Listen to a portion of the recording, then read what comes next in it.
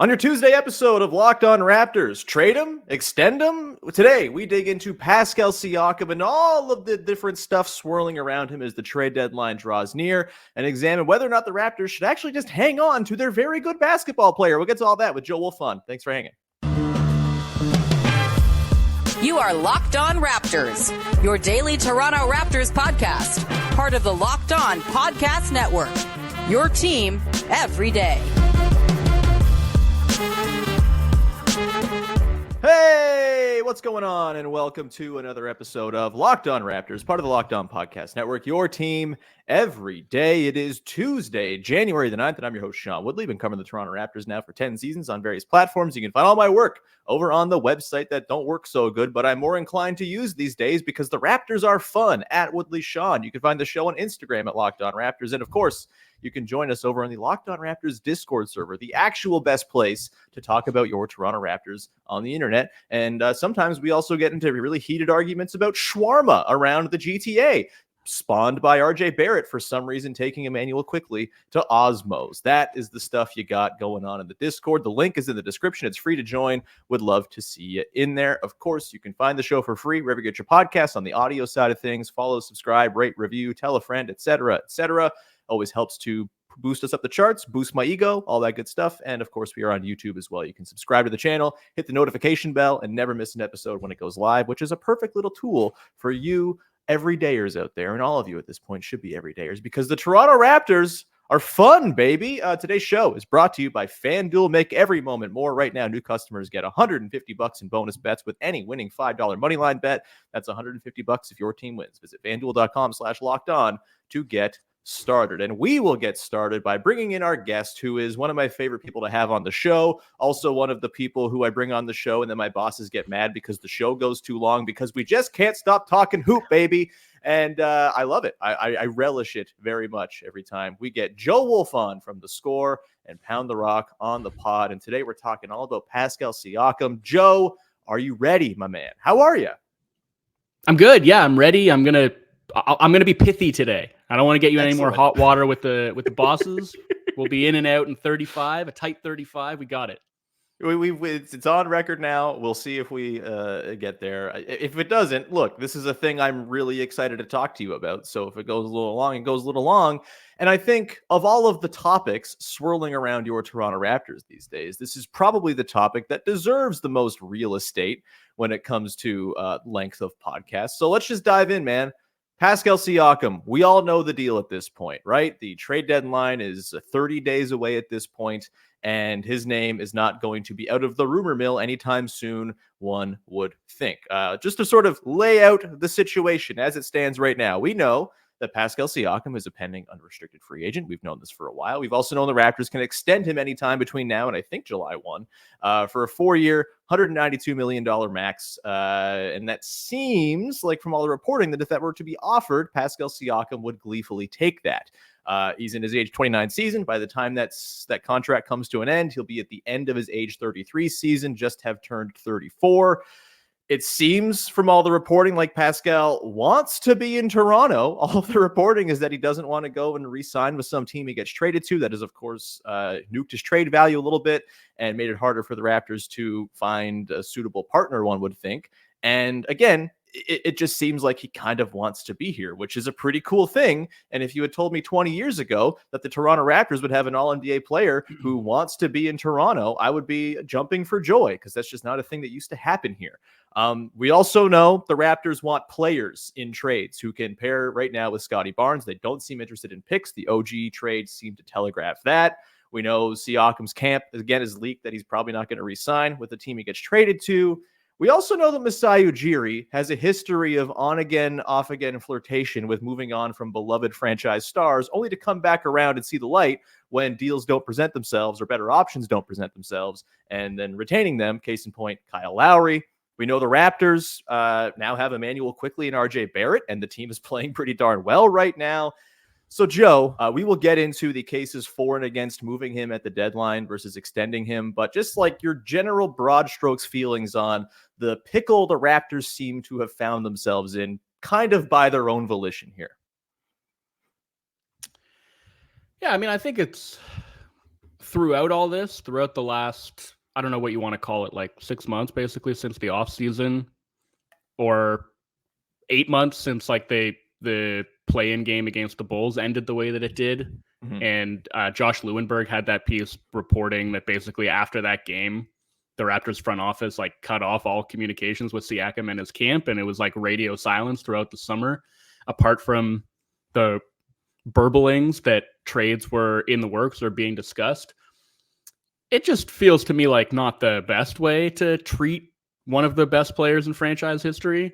No. Even if the plan is to move on from him, not communicating that and essentially just sort of leaving him flapping in the breeze throughout the entire offseason, coming into camp, basically making it pretty clear that he wasn't part of the plans, that he wasn't supposed to be here. You could read the tea leaves. They were not particularly difficult to read. No. With the way that Darko was talking about the team, the players that he was talking about, I mean, like, you couldn't get him to stop talking about Precious Achiuwa and how he was going to function in the offense. But you really had to pry to get him to even mention Pascal Siakam's name, because I think we could all intuit that he wasn't hired to coach a team with Pascal Siakam on it. And then, we don't have to, rehash all of the selfishness talk from media day. Like, that's in the past, but those things were said. Those things were insinuated. And I think it was all just pretty clumsy.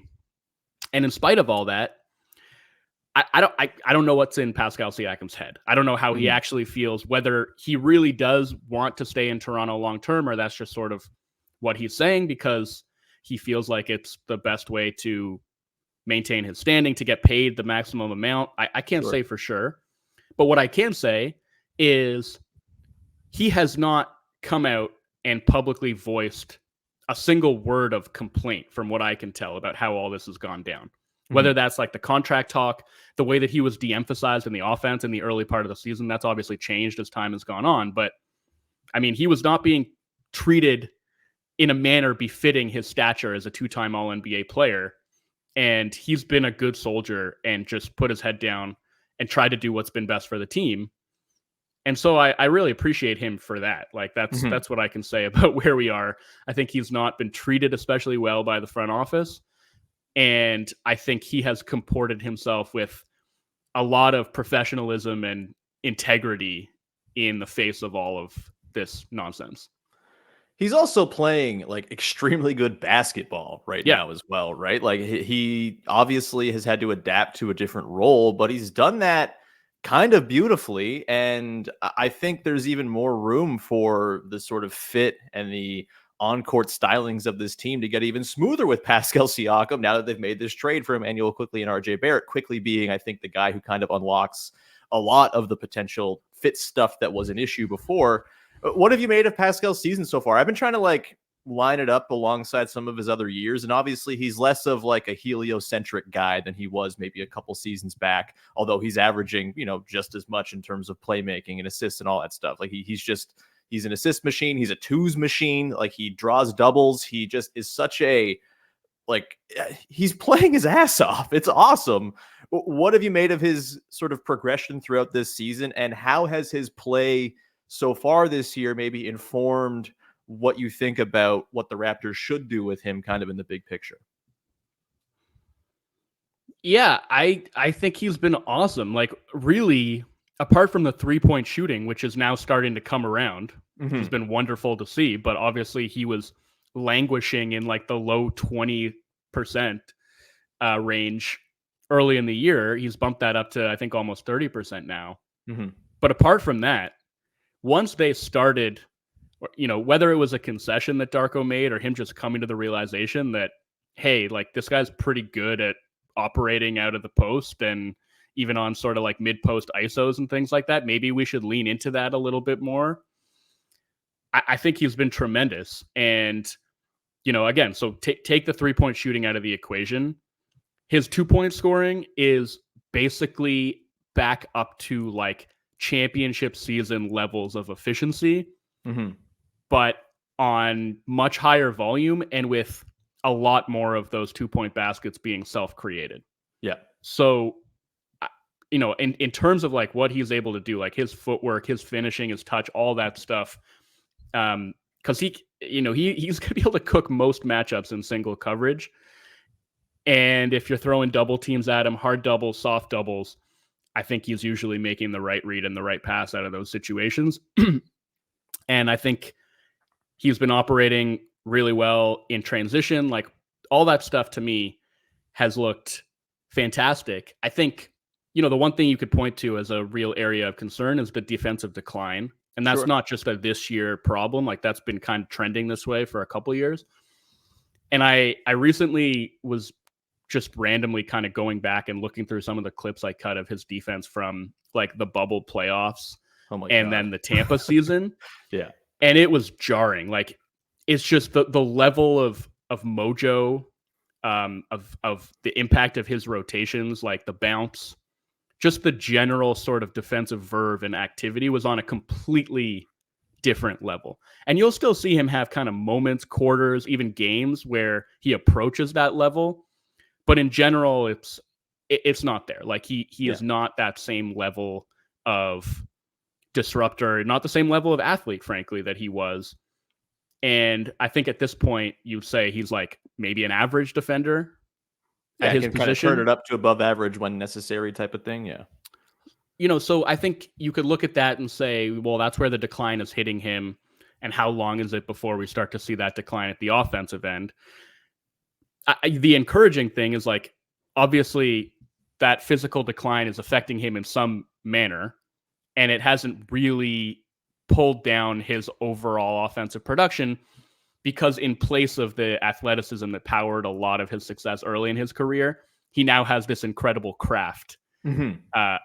And so maybe that gives you some optimism in the staying power of his star level scoring. But, I think on the whole, he's having a really good year. And I think it just feels too early to tell how he's going to fit with this roster now that they have competent guard play. And I think that's the thing that we need to be looking for and trying to figure out. And that's why, I'm not going to necessarily come down one way or the other, trade him, don't trade him, because I think it's entirely context dependent. Mm-hmm. But part of that context is, how does he fit with this team now that Quickley is here as presumably the lead guard of the future? Let's get a bigger sample on that before we make a decision one way or another. That's kind of where I'm at. Yeah, I hear you there big time. He's a really good basketball player, man. And yeah, I think, you mentioned the decline, the defensive stuff, man, 2019-20, he made lineups with Kyle Lowry, Fred VanVleet, and Norman Powell at the 1-2-3 viable in the playoffs against the Boston Celtics because he was that much of a force on the defensive end. He's not that him anymore. And OG both, of course. Yes. Man, those are fun times. Super small, but super fun times. We, the decline, obviously, I think kind of plays into where we're going to go next, which is the idea of moving on from Pascal and why that might be the thing the Raptors, it seems like it's the thing they want to do based on their actions so far. Why the argument could be made that that's the right thing to do. We will get to that in just 1 second here. Today's show is brought to you by BetterHelp. Look, this time of year, it's a time of year for New Year's resolutions, and we get obsessed sometimes with changing ourselves instead of just expanding on the things that we're already doing right. And therapy can help you find your strengths so you can ditch the extreme resolutions and make changes that will really stick in your day-to-day life. You put a lot of pressure on yourselves this time of year. Oh, I got to get back in shape. I got to go to the gym 5 times a week starting today. That's just not realistic for anybody. And therapy can help you find your motivations and find healthy ways to go about improving yourself if that's something you feel like you want to be doing. If you're thinking of starting therapy, give BetterHelp a try. It's entirely online, designed to be convenient, flexible, and suited to your schedule. Just fill out a brief questionnaire and get matched with a licensed therapist and switch therapists anytime for no additional charge. That's a big deal. Sometimes you don't click with someone right away. Maybe you want to switch it up and get someone who you do click with. You can do that and not be charged extra with BetterHelp. Celebrate the progress you've already made. Visit BetterHelp.com/LockedOnNBA today and get 10% off your first month. That's BetterHelp, HELP.com/LockedOnNBA. Okay, continuing on here with Joe Wolfond from The Score and Pound the Rock for my money, the best NBA podcast there is, baby. If you want to listen to Joe in particular, because he's just a rock star on that show. It's lovely. Go listen to Pound the Rock. Okay. All right, Joe. Let's dive into the argument for moving on from Pascal Siakam. Again, seems telegraphed as the thing the Raptors front office would like to do. And yet, there, I think, are some things lining up to suggest that maybe it's not the wise move for the Toronto Raptors at this time. Obviously, there's a few things at play here, right? There's the long-term money concerns. Oh, okay, can you have Pascal on his max deal? Can you also pay Immanuel Quickley? Scottie Barnes is going to get expensive in 18 months. Can you negotiate that? The short answer is yes, you can. It gets challenging, but again, like we get so hung up on I'll steal a phrase from our pal Samson Folk, cap perversion, and just like overanalyzing what the books look like years in advance.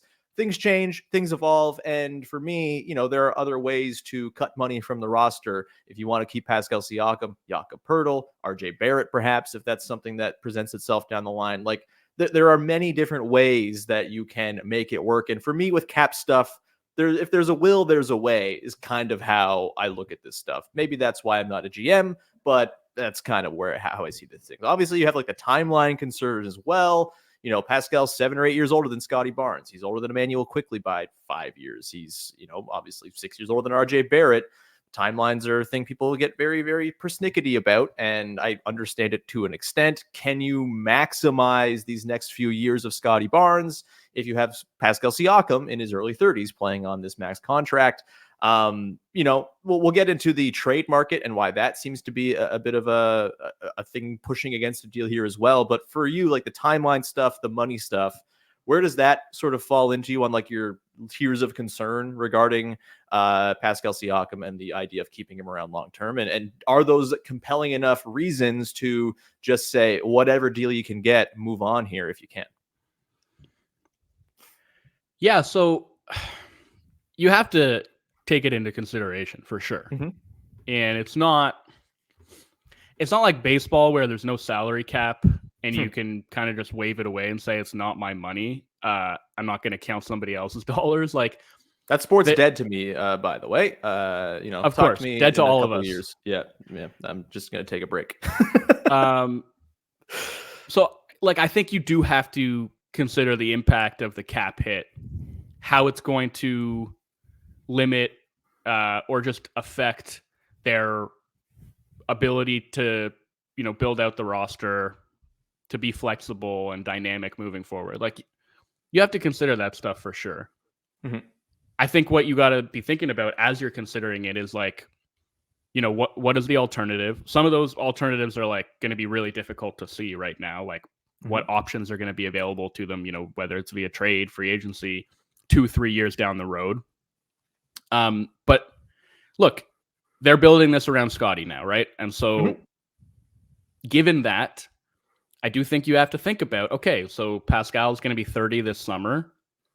If you're giving him, a 4-year extension, it's going to run through, his age 34 season when he's going to be making upwards of $50 million potentially. Now, I think whatever, the dollar amount is not what we should be focusing on, right? It's like percentage of the cap. So sure. If he gets the full max, which I don't necessarily think he's going to get, or the Raptors would even necessarily have to give him in order to lock him up. Like, this is another thing that is sort of hazy to me, is that because the reporting has been that no conversations or no substantive conversations have even taken place, it's not clear whether like it's an all or nothing kind of thing where it's like, give me the full boat or I'm going to free agency. Now, maybe substantive conversations haven't happened because Pascal's camp has put it out there that that's their stance, that's their hard max line. Or bust. Yeah. And that's why that's why the reporting is like they haven't had these conversations. But I don't know. So let's just say that that's the situation, and that if the Raptors wanted to extend him right this second, it would have to be the full max, which is something in the range of like, 4 years, $200 million. So yeah, you got to think about when Scottie is kind of entering his prime years. 3 years down the road, what does it mean to have a 33-year-old Pascal Siakam taking up 30 or more % of the cap because of, the 8% annual raises? Is the cap going to keep jumping by 10% a year? So maybe it's like winds up being less than 30% of the cap. Maybe it winds up being more. These are things that you have to be thinking about for sure. I don't think they're the sole consideration and something that would make me be like, you don't want to be paying 33-year-old Pascal Siakam $50 million when Scottie is entering his prime years. And so best to move him now. But I think, again, those are worthwhile considerations and things you have to weigh against the other factors when making a decision. For sure. I think for me, the reason it doesn't feel like this is not a team that's going to have like the Suns thing, right? Where it's all of these vets on like the biggest maxes they can make. Yes, the second apron is going to be like a massive concern for every team in the league. We're already seeing like the sort of fear of that, I think, gripping some teams as that encroaches 6 months from now with the new CBA kind of taking full hold on July 1. And so you got to consider it, obviously. I guess I'm less worried about it because Scottie is going to be on like the rookie max extension, which, I mean, I guess if he makes like all NBA next season, that changes the calculus of that. I guess I'm betting against that happening next season. We'll see. It's hard to make all NBA in the NBA these days. There's lots of very good players. Immanuel Quickley, I don't think if he's like the third piece of your 3-man trio of Barnes, Siakam, Quickley, like this isn't going to be the Suns. Like I said, you're not going to have Quickley making also a max, right? He's probably going to come in between 25 and 30 a year, it looks like. And so if we were dealing with a team that was loaded with those sort of more veteran-laden max extensions or max contracts, I think it would be more of a sort of, okay, like we just can't justify this. I think because, in fact, the different timelines working here, where the way the league works, if you're younger, you're going to make less money. I think that actually kind of works in favor of working Siakam into the plans here. I'm really fascinated by the idea of him not getting the max as well and getting like, I don't know, what is it, like 170, maybe with some like declining salaries year over year to kind of make the back end a little bit easier. Like that would be, or like throw in some unlikely incentives to make to make the number look more like a win from his side, right? Yeah, definitely. What was that? Like Kyle had that, right? Like the 3-year 100, but it was actually like 3 years 90 type of thing. Like there's totally that avenue that could happen here too. And I guess the question comes like, is there a team that's just going to give him the max in the summer if the Raptors don't do it, right? And the Sixers loom. Does he want to go play with Nick Nurse again? I don't know. I can't answer that question for him, but didn't seem so hot the last couple of years. Like the Pacers obviously are going to loom large. We'll talk about the Pacers as a trade team, but do you think right now, looking at the landscape, looking at the teams that might have the space and the wherewithal, like, do you think Siakam does get the max from another team? And does that inform maybe what the Raptors could do here if they just simply came to the negotiating table?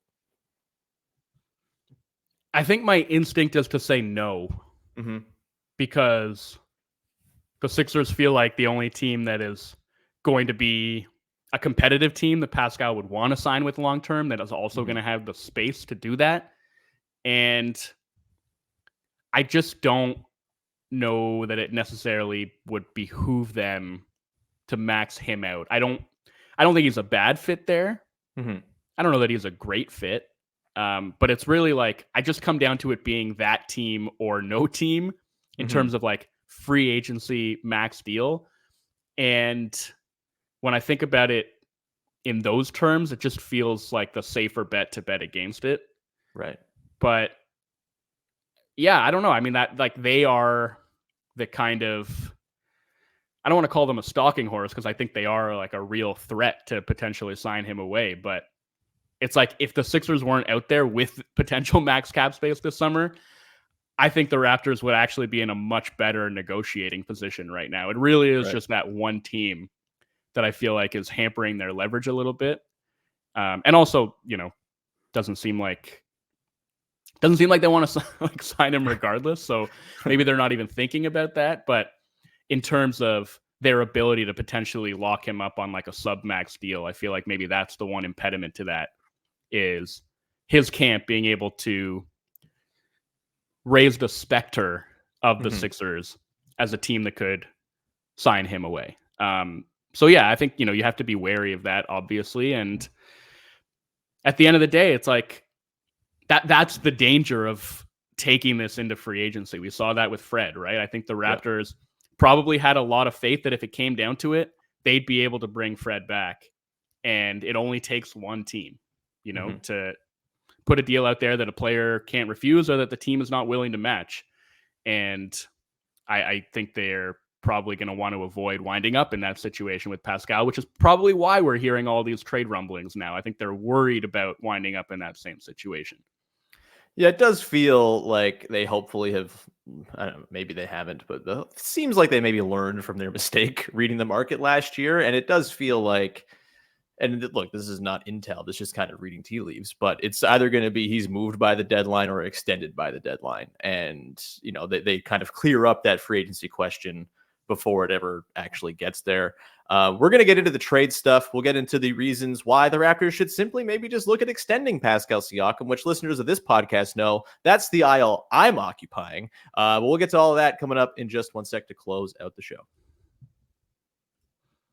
Today's show is brought to you by FanDuel, the single best place for you to go put some money down if you are into sports wagering. The NFL season is wrapping up. The playoffs are very soon, but there's still time to get in on the action with FanDuel, America's #1 sportsbook. Right now, new customers get $150 in bonus bets guaranteed when you place a $5 bet. That's all you got to do is place a bet, and you will get $150 in bonus bets to go and use on FanDuel's site. That's $150 in bonus bets, win or lose. The app is super easy to use, and there are lots of different ways to bet, like live same game parlays. You can find bets in the new Explore tab. And this is a thing I always recommend doing. I recommended doing this with the Raptors in the play-in game last year. If you're someone who likes to wager on sports, do the happiness hedge. Put a little money on your team to lose. And if they lose, you'll get a little money out of it. So if you're a Bills fan worrying that Bills things are going to happen in the postseason, put a little money on the team that they are playing, and maybe you can, again, this is a no downside situation. Yes, you'll be sad if the team loses, but you'll have a little extra money to spend on snacks to comfort you or whatever it might be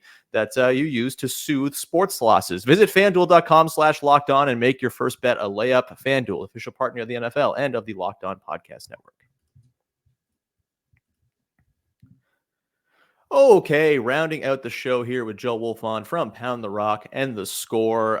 Just a reminder, Locked On Sports Today 24/7 is our daily nonstop streaming channel where we have all of the Locked On national shows running in a continuous loop. I'm sure there'll be national championship talk today from the college side of things, and all the local shows covering the biggest stories as well. Go subscribe. Locked On Sports Today 24/7. All right, Joe. The trade stuff. This is going to be our lives for the next 30 days. It seems like the Kings, the Warriors, maybe the Pacers, like the Mavs, like these are the kind of teams that we're talking about. And as soon as we start talking about actual teams and trade partners, that's where I end up coming around to maybe they should just keep this guy, because I'm having a hard time seeing a realistic trade coming together where the Raptors get a OG-like return, where they're getting legitimate pieces they can pair with Scottie, Barnes, and Immanuel Quickley now going forward. I guess let's start it here. Like, obviously, there's a price for everything. I even have a price, despite being a staunch Pascal Siakam aficionado and supporter. Obviously, if the Atlanta Hawks were to come along and say, hey, here's Jalen Johnson, or the Sacramento Kings were to say, hey, here's Keegan Murray, I, of course, would have to take a second to contemplate and probably say, yeah, that's the right move for the Raptors to do. Yeah.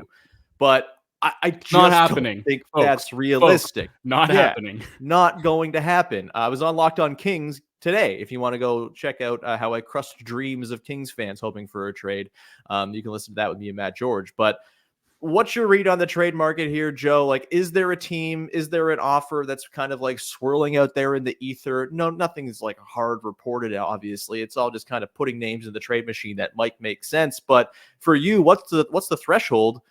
Taking out Jalen Johnson and Keegan Murray, because I don't think those are realistic. Beyond that, is there a trade out there that's juicy enough for the Toronto Raptors in your eyes to say, you know what, you just got to make the move here and move on from a franchise icon in Pascal Siakam? I mean, the market's shit. Like, that's that's the biggest reason that I'm sort of pro keeping him, extending him, is like, look, my feeling is that he is probably still going to be tradable on even a max extension, but a near max extension or a max extension, he'll be tradable down the line. And I also just think it's funny, like, we've heard chatter that part of what's dissuading certain teams from wanting to trade for him, wanting to put real pieces on the table to get him, is this concern that they're not going to be able to re-sign him, that he's putting it out there that he's not going to re-sign. And that's the leverage that he has to control this situation. So as the Raptors, you could take care of that issue by just extending him yourself. And then a year down the road, if you decide it's not working and you still think trading him is the right way to go, you've answered that question for the teams that are maybe not interested right now because they're worried about keeping him long term. He will still make sense with Tyrese Halliburton 2 years from now. Exactly. And so, look, some people might say he's going to have more value as a trade piece now than he would, on a $40 to $50 million a year type of deal. Maybe that's true. Maybe it's not. But it seems like he has so little trade value right now that the difference would be kind of negligible anyway. Like, do we think he's going to wind up in the negative trade asset camp where it's like you have to attach stuff just to get off of him? I certainly don't think so. No. So, and look, I understand why the market for him is tepid. Not only is he on an expiring deal, but he's a tough guy to fit in a lot of places, especially if you're a team that's like already sort of on the fringes of contention. You probably already have one or two star level shot creators. And if you're looking for a secondary or tertiary piece to put next to those guys, Siakam, like OG was a better fit as that type of piece. I think that's why he got moved. He was Pascal the Kings guy, I think, if they were going to trade for a Raptor and have it make sense. So that's the complication. And to me, it's like, Siakam's a great test case in the idea of if you're adding a secondary or tertiary piece, how good does that guy have to be at everything else if one of the things that he's not bringing to the table is spacing? And I think we're seeing there's just like not a huge appetite for that in spite of how good Pascal is at everything else. Now, if he was defending at like 2020 levels, maybe that'd be a different story. But I think it's interesting because he is a really good off-ball player. He is a really good complementary offensive player, a guy who's good at playing off of other stars as a second side attacker, as a guy who can attract a lot of defensive attention himself and make life easier on other star players in that way. But I think that, I guess, coupled with the contract uncertainty is scaring a lot of teams off. And I'm looking around at some of the packages that have been rumored, and none of these guys are really moving me. And that's why I end up circling back to let's just extend him and see if the offers, the offers are any better like a year from now, or B, see if this thing could actually work with him and Scottie together. Even though, yes, there are some skill redundancies, some positional overlap, some reasons why they're not the perfect fit, on top of the timeline stuff. And like, hey, maybe it would be nice to get a guy who's like for one thing, like a 6 shooter, and for another thing, like maybe a more versatile defender, somebody who can slot kind of on the wing in between Quickley and Barnes. Keegan Murray would be a perfect piece. If there was any chance that the Kings would move him in this deal, I would be all for it. Yeah. But it's not going to happen. And I don't think there's anybody that comes close to rising to that level in terms of upside or fit that's been rumored to be out there as of now. Like, I think the Warriors possibility is interesting. Kuminga's not the guy that would really appeal to me in that circumstance, just because even though I do think there's some untapped upside there, like I don't love him as a fit. But if like one of or both of like Moody and Podziemski was on the table, then I would look hard at that for sure. I think that'd be super interesting. Same thing with the Pacers. If it's like, a Mathurin or a Nembhard, it's like, okay, like I could see it. And you're in a way banking on the growth potential there and the possibility of having a guy who's growing into a really, really nice complementary player on a rookie scale deal. That is going to be super valuable if you're like trying to build on this Barnes timeline and optimize the roster 2 or 3 years from now. So, I'm not saying that like there isn't a package out there that would make me happy, that would work. I just don't feel like I've actually seen that package reported as like a serious possibility yet. On top of that, like the Raptors look really good, right? Since they got Quickley. And so, okay, you know, the competition hasn't been fantastic, but I think you are seeing the kind of theory of the case playing out in a way that should be very encouraging. And to me, like, I'll just spotlight one thing. And I mentioned this on Twitter last night or a couple nights ago when they played the Warriors. But like, and I said this at the start of the season too, right? Because there is this sort of issue. I don't know if you want to call it an issue, but the situation is that the Raptors' 2 best scorers, 2 best offensive players are like-sized dudes who operate in similar kinds of ways. And what you need, I think, in order to facilitate success for those guys offensively is to have small guys screening for them, to present the possibility of like creating mismatches, force the defense to make a tough decision, switch or don't switch, put 2 on the ball. And the problem before they got Quickley was that they didn't have a guard who was both a competent screener and a serious threat to shoot off of movement when like leaking out of those screens. So you had Dennis, who I think is a pretty good screener, but is not scaring anybody when he's flaring out.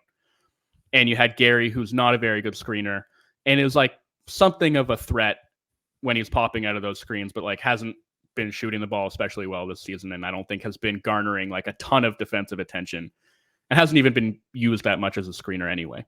Yeah. With Quickley, I think you have a guy who's a very good screener and a very dangerous movement shooter. And you're already seeing how that's impacting the Raptors offense, right? Like when him and Pascal are running stuff together, it's breaking defenses already. Like it's been very instantaneous. So one of those things is like this play that the Nuggets popularized where you have, you know, your big slashing forward at one elbow and your movement shooter, in their case, like Jamal Murray, coming to set a back screen for that guy, in their case, Aaron Gordon, in the Raptors' case, Pascal Siakam, okay? And the threat of Gordon diving to the rim has some magnetism for the defense. That's creating a bit of a gap for Murray. And then he is just jetting up for a gut DHO that Jokic is handing off to him. And he has tons of options out of that. But one of them is to just like stop and pop and shoot a 3. And so the Raptors, who didn't really have anybody to run that play with before Quickley got there, have now run it a bunch of times with Quickley and Pascal in sort of the Gordon role. And then you're seeing Quickley also as like a flex screener in the Horns flex action that they like to run, where they got a couple of buckets out of that against the Warriors. The first time 2 defenders went with Siakam, Quickley pops out and hits a 3. The next time they're trying to fight through it, I think it was Kuminga tried to fight through the screen, but Pascal got a little bit a wiggle room and got close enough to the basket to hit a floater. That stuff. And we haven't even seen Quickley really used as like a screener in inverted pick and roll much at all. And I think we'll start to see more of that. That's especially like Siakam's bread and butter from like the Fred and Kyle era, right? Like exactly. And we've seen barely any of that so far, but I think that could very well become a staple, especially of the crunch time offense. So I think we're already seeing ways in which just having a guard like Quickley can make things that much easier and more functional for Pascal within this offense. And, you know, it doesn't resolve all of the fit stuff between him and Barnes, but I just, again, think that like it would behoove the Raptors to see a little bit more of this before deciding unquestionably, no, our best path is like trading Pascal and getting somebody who ostensibly fits better on the timeline and in terms of like the on-court stuff. I'm not there yet. What is also helping, massage the fit between Scottie and Pascal is Scottie becoming a high volume 38% 3-point shooter who operates in all different areas of the floor. I kind of think the overlap stuff with them, it was true to an extent in the past. I don't think it's nearly to the degree that it used to be. And I think both guys are effective enough as off-ball players, and you just kind of zhuzh that whole thing up by adding Quickley into the mix as well, that I think that trio the interplay between them can be really, really awesome. And we've seen little flashes of it already. And I feel like they're just barely scratching the surface of how those three can work in tandem with one another. Yeah, in the half court, where, we haven't even talked about transition, right? But yeah, they're how well does devastating Quickley in fit? transition, man. Yeah, it's the hit aheads to Pascal. They're bringing a tear to my eye, man. It's it's like throwing it back to his rookie season. It's beautiful. Yeah, I think that the fit between those three guys, I'm bullish enough on that it really is going to take a big package for me to think it's worth moving off of Pascal. I think, the Pacers are really the only team. I don't think the Warriors might just be too far gone and like have too much other contractual stuff to sort out to really be serious for this. And it doesn't seem to line up all that well. As much as Siakam and Curry would be pretty damn sweet, I would be down to watch that for the next however many years, but it just feels like a tricky one to make work for a Warriors team that kind of stinks right now and has a lot of other stuff they're sorting through. The Pacers, like, they have this sort of store of 6-7 interesting young to youngish players that I feel like if you could get 3 of them, maybe there's enough there. Like Neesmith, I feel like is the guy that I look at, like he's got to be in the deal. I feel like he's that sort of perfect in between defender that he's the OG replacement. 100%. He's the guy for me. I think, one of Mathurin or Nembhard probably. I feel like Jarris Walker is like the upside play's got to be in there. Beyond that, like I don't think 2 of those guys plus whatever salary ballast you get back, you're probably not re-signing Buddy Hield if you get him in the deal. Bruce Brown, you can have around for another year. He's got that weird sort of bizarro contract that, you can kind of play with, I suppose. But I don't count those guys as the long-term pieces here in the deal. It's the young guys.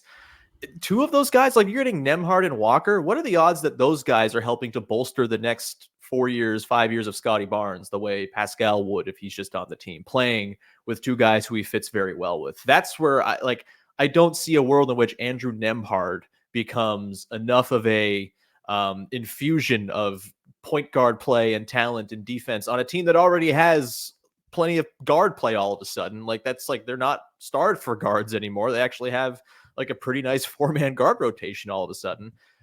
It just, to me, it really is going to take a lot from the Pacers. And the Pacers, like, they could probably just bank on themselves being a team that can go sign him in the summer if they really, really want to do it. So they're probably not inclined to put all that stuff on the table, which is why I keep coming back to just extend the dude. He's a really good basketball player. There should also be some room for a little bit of sentimentality in these things. When a player is still very good, this isn't giving Kobe Bryant a parachute contract when he's not an effective player anymore. He's still a good basketball player. He's a year younger now than Kyle Lowry was when they signed him back in 2017. And he was a 6-foot point guard with like coming off of a wrist injury, right? Like to me, the age stuff, I feel like he's going to age. We talked about the decline on defense. Yes, that's happened, but the craft and the playmaking and the guile that he has as an offensive player, I think that's going to age well. We're seeing players age more gracefully, just kind of in general into their early 30s, maybe 34, 35 is the cutoff, but guess what? The deal will be over by then anyway. And so for me, I just don't see the package they're getting that infuses enough talent over the next few years to maximize Scottie Barnes' years 4 through 8. It just doesn't seem that realistic that they get enough back. There is an alternative path that we haven't discussed, though, which is because of Quickley's low cap hold. Mm-hmm. If you just let Pascal walk in free agency, maybe, get off of like a Boucher's contract or something like that. Like Trent's also coming off of the books. The Raptors could open up a lot of cap space. For who? So that is the potential alternative that should maybe be discussed. Is that the best way to go about this? Is there, making a play for Malik Monk, something like that? I'm not going to get like too pie in the sky and like start talking about Paul George. This is the Toronto Raptors we're talking about. Like this is the cap space thing falls kind of short for me because they are the Toronto Raptors. Oh, there's a first time for everything. Like the first time happened, it was Hito Turkoglu, and I'm good. Well, the first time would be them actually signing like an impact free agent. Like as of now, I think Dennis Schroeder is maybe the best free agent they've ever signed. Yeah, that's not an Bismack exaggeration. Biyombo maybe for a per dollar basis. Yeah, it's it's slim pickings, man. So that's why I guess that option isn't being discussed. But look, someone like Monk could be gettable and would be awesome. Love that dude. Think he'd fit great. You know, imagine him in like Gary's spot. Be really nice. But at the cost, I feel like of the Kings losing, are gonna go nuts to keep him, though. I would think, considering, and at the cost of losing Pascal for nothing, I just don't know if that makes sense. But I guess you can also, you know, finagle it so that if the salary ballast coming back in a deal with like a couple of rookie scale youngsters is expiring money, you know, if it's Chris like Paul, if it's Buddy Hield, and then that money is just coming off the books along with Trent's money, and then maybe you can also get off of like one of your medium-sized salaries, like Boucher or Pirtle, I guess. Then you could get a couple prospects back and potentially still be looking at some cap space to work with in the summer. So the cap space game is a dangerous, risky game that I think most teams that are not Miami or the Lakers or the Knicks should probably steer away from. And even those teams should maybe steer away from the cap space game in the era where free agency is kind of dead. And the best free agent on the market is the guy who is on your team right now. You know, that's kind of where I come down on the cap space thing. But totally yeah, man. But I thought it merited a mention at least. Yeah, fine, whatever. You're cutting into my agenda here, Joe. Unbelievable. I'm sorry. No, I think you know, we've gone much longer than we intended, but I think again, very much worth the time to dig into this one very deep. Do you have anything you want to promote for the good people out there, Joe, before we wrap this one up? Nothing specifically. Like I write at The Score, so all my pieces go up on the app or the website, and I tweet all of them out at Joey_W. And then you already plugged the podcast, as you always do, and I'm always very appreciative of the kind words. I don't want to, you know, set listeners' expectations too high. You know, Sean likes to say it's the best NBA pod in the game, and like, I'm not going to contradict him, but I just also want people to be coming in with some realistic expectations, and it's okay. I think it's okay. I think we do a pretty good job. So Pound the Rock, listen, subscribe if you're interested, and that's all I got. Awesome, man. Thanks so much for hopping on. Thanks to you, the listeners, for hanging out for an extended episode here today. We'll be back again tomorrow, talk about Raptors Lakers. Of course, we got Raptors Clippers later this week, and some other stuff, fun stuff on tap as the week progresses as well, that we keep you filled in on. Either way, thank you so much for tuning into the show. Subscribe, follow, rate, review, tell a friend. It's always appreciated when you do that. We're on YouTube as well. Subscribe over there, and we will talk to you again on Wednesday with another episode of Locked On Raptors. Extend Pascal Siakam now. Bye-bye.